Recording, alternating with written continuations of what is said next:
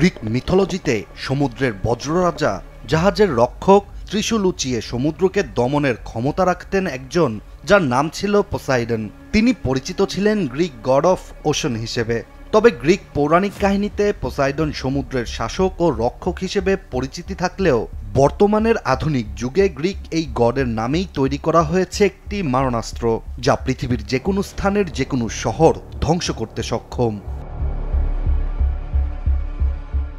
ধরুন আপনি পৃথিবীর কোনো একটি দেশের কোনো একটি কোস্টাল এরিয়া কিংবা বিচে সমুদ্র বিলাস করছেন।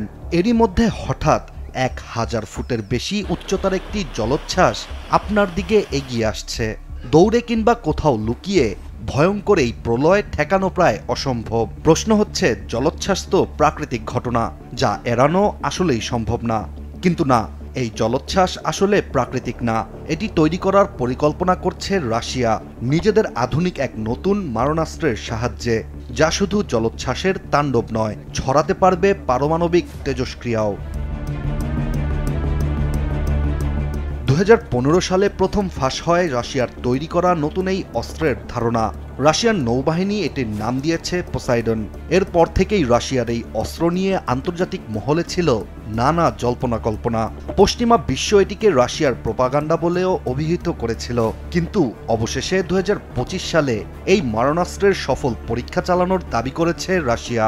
রুশ প্রেসিডেন্ট ভ্লাদিমির পুতিন জানিয়েছেন, পোসাইডনের মতো অস্ত্র পৃথিবীতে আর নেই। এরপর থেকেই বিশ্বজুড়ে শুরু হয়েছে পোসাইডনের ভয়াবহতা নিয়ে ব্যাপক আলোচনা। এখন প্রশ্ন হচ্ছে, রাশিয়ার নতুন এই অস্ত্র আসলে কি, কিভাবে এটি কাজ করে ও এটির ধ্বংসাত্মক ক্ষমতা আসলে কতটুকু? রাশিয়ার রাষ্ট্রীয় গণমাধ্যম টাসের প্রকাশিত একটি প্রতিবেদন থেকে জানা যায়, পোসাইডন মূলত একটি টর্পিডো বা আন্ডার ওয়াটার ড্রোন, যা সাবমেরিন কিংবা বিশেষ জাহাজ থেকে নিক্ষেপযোগ্য। 20 থেকে 30 মিটার লম্বা এই টর্পিডো কিংবা ড্রোনটির সবচেয়ে অবাক করার বিষয়টি হচ্ছে, এটি পারমাণবিক শক্তিতে পরিচালিত। পোসাইডনের মধ্যে রয়েছে ছোট্ট একটি নিউক্লিয়ার রিঅ্যাক্টর।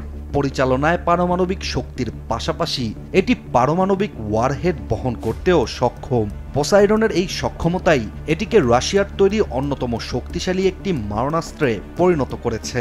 এছাড়া আন্ডার ওয়াটার এই ড্রোনটি পানির নিচে 1000 মিটার গভীরে 100 কিলোমিটার প্রতি ঘন্টার গতিতে ছুটতে সক্ষম। এখন প্রশ্ন হচ্ছে, পোসাইডন আন্ডার ওয়াটার ড্রোন হলে এটি শহর কিভাবে ধ্বংস করতে সক্ষম হবে? রাশিয়ার দাবি, পোসাইডন যে পারমাণবিক ওয়ারহেড বহন করবে সেটির বিস্ফোরক ক্ষমতা হবে জাপানে যুক্তরাষ্ট্রের ফেলা পারমাণবিক বোমার চেয়ে 135 গুণ বেশি। আর পোসাইডন যেহেতু পানির নিচে থাকা একটি অস্ত্র, সেহেতু এটি পানির নিচেই বিস্ফোরিত হবে, যা যে কোনো কোস্টাল এরিয়াতে তৈরি করবে 1000 ফুটের বেশি উচ্চতার সুনামি বা জলোচ্ছ্বাস। এই জলোচ্ছ্বাস শুধু ঢেউ নয়, ঢেউয়ের সাথে বয়ে নিয়ে যাবে পারমাণবিক তেজস্ক্রিয়তাও, যা যে কোনো স্থানে ভয়াবহ ধ্বংসযজ্ঞ চালাতে সক্ষম। তবে বিশেষজ্ঞদের মতে পোসাইডনের বাস্তবতা কিছুটা জটিল, কারণ পানির নিচে পরমাণু শক্তির প্রপালশন, নিয়ন্ত্রণ ও কম্প্রোমাইজড কমিউনিকেশন সহজ নয়। যদিও রাশিয়ার দাবি পোসাইডন আনআর্মড একটি ভেহিকল, তবে বিশ্লেষকরা এটিকে তবুও মনস্তাত্ত্বিক অস্ত্র হিসেবেই বিবেচনা করছেন। স্ট্র্যাটেজিক দৃষ্টিভঙ্গি থেকে পোসাইডন বর্তমানে একটি অদ্ভুত স্থান দখল করে নিয়েছে, কেননা এই অস্ত্রের কোনো ত্রুটি বা ভুল সংকেত আন্তর্জাতিক উত্তেজনা বাড়িয়ে দিতে পারে তুমুল হারে।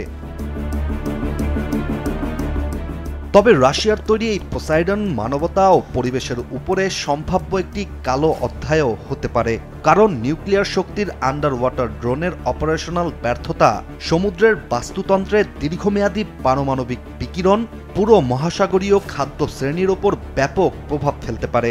এছাড়া এমন অস্ত্রের চূড়ান্ত ব্যবহার বিশ্বব্যাপী প্রতিক্রিয়া, প্রতিশোধ ও রাজনৈতিক অচলাবস্থা ডেকে আনতে পারে, যা নিয়ন্ত্রণ করা অসম্ভব। ইশতিয়াক হোসেন, দেশ টিভি।